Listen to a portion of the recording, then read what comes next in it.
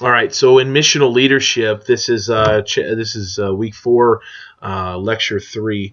There's a great quote here that I've just always hung on to. It's a Chinese proverb by Lao Tzu, and it says this: "A leader is best when people barely know he or she exists.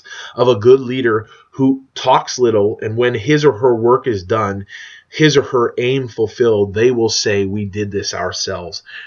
That for me feels like a profound quote, right? Because what that does is it invites us to reimagine leadership. That we as leaders are not the ones who necessarily accomplish the tasks and do the work, but we are empowerers of the people of God. And I really believe that within the missional church, that leadership is in fact the ceiling. It is what ultimately limits us to be the missional people of God, because too often too much power and authority is rooted in a centralized place when that needs to be dispersed and given away for the sake of the kingdom of God. And so we need to re-envision that. We need to rethink that within the life of the people of God. And so when we do this, I want to invite us to think in terms of a couple different images that I'm going to share with you throughout these next 2 lectures. So I am influenced by a few different movies that have really helped me to even begin to imagine. See, that's part of what being a missional leader is reimagining our role and capacity within the life of a church.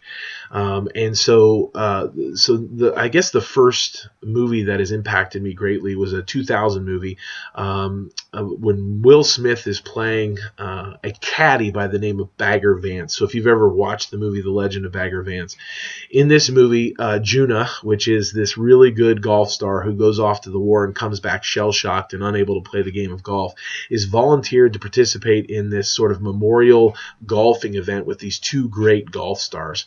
And there's no way that he's going to be able to do it. He can't hardly swing a club anymore, let alone win a golf tournament.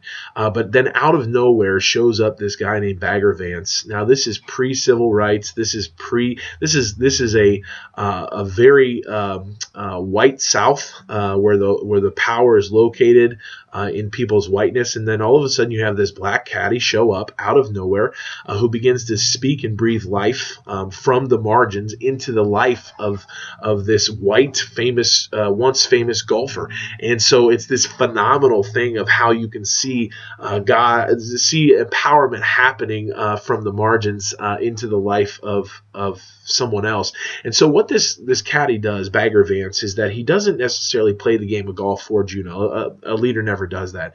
But he stands alongside of Juna, and he begins to breathe life. He begins to challenge him. He begins to inspire him to begin to think about his life differently, to wrestle with his demons, to cultivate in him that natural gift that was within him, and to turn that gift loose once again, where it's no longer muddied up in the waters and the residue of his past. And see, that's what happens with a lot of our people. Our people have natural capacity that God has gifted them with. Unfortunately, it's muddied or buried under the residue of the brokenness and sin that they've been a part of throughout their lives.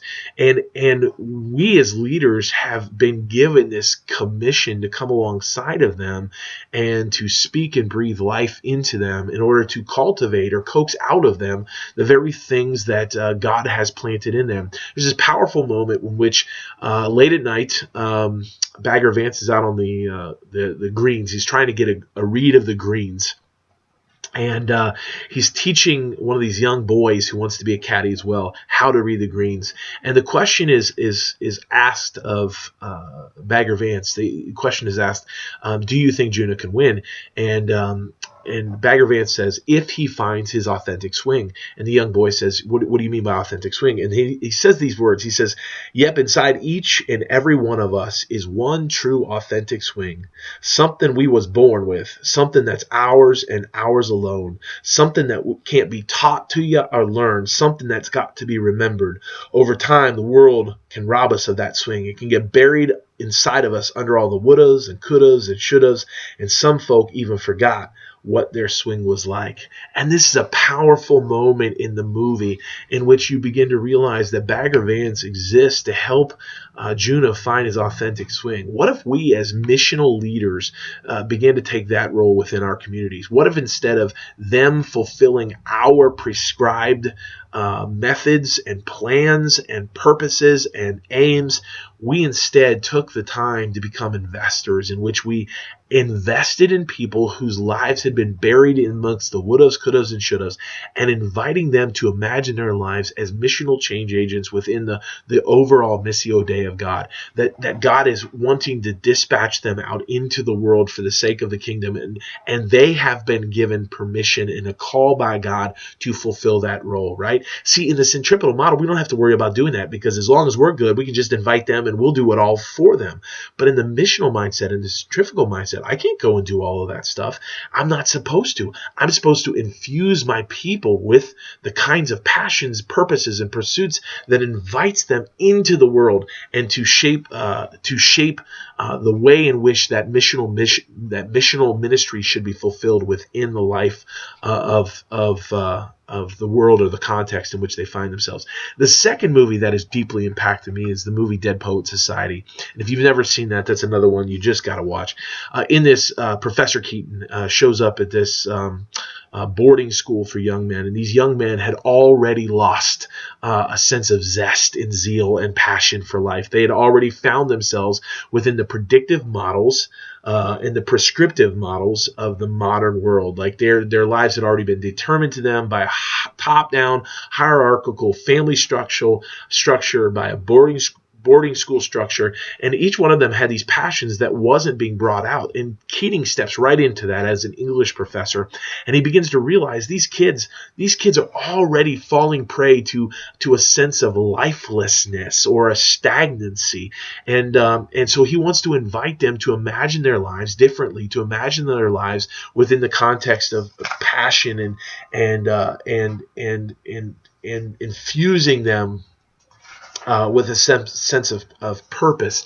And so what he does is, at one point in the movie, powerful moment in the movie, they're getting ready to read poetry, and there's this meter and rhyme and all of this sort of technical stuff. He says, rip that out of your book, rip that out of your books, because that's not what poetry is. And then he says these words, and I think this is awesome. He says, we don't read and write poetry because it's cute. We read and write poetry because we're members of the human race, and the human race is filled with passion. In medicine and law and business and engineering, these are noble pursuits and necessary to sustain life. But poetry, beauty, romance, love, these are what we stay alive for. To quote from Whitman, "O me, O life, of the questions of these recurring, of the endless trains of the faithless, of cities filled with the foolish, what good amid these, O me, O life? Answer that you are here, that life exists, an identity, that the powerful play goes on, that you may contribute a verse, that the powerful play goes on, that you may contribute a verse. What will your verse be?" I think that is, for me, an amazing way of seeing. Like, you're inviting them, you're recognizing that God has written this incredible story, and it's not you as the senior leader whose story it is. It's the story of God, that these people are given permission to present themselves, to participate in, and they're called into that, to live that life of contributing their verse to this beautiful story, this redemptive story that God is writing.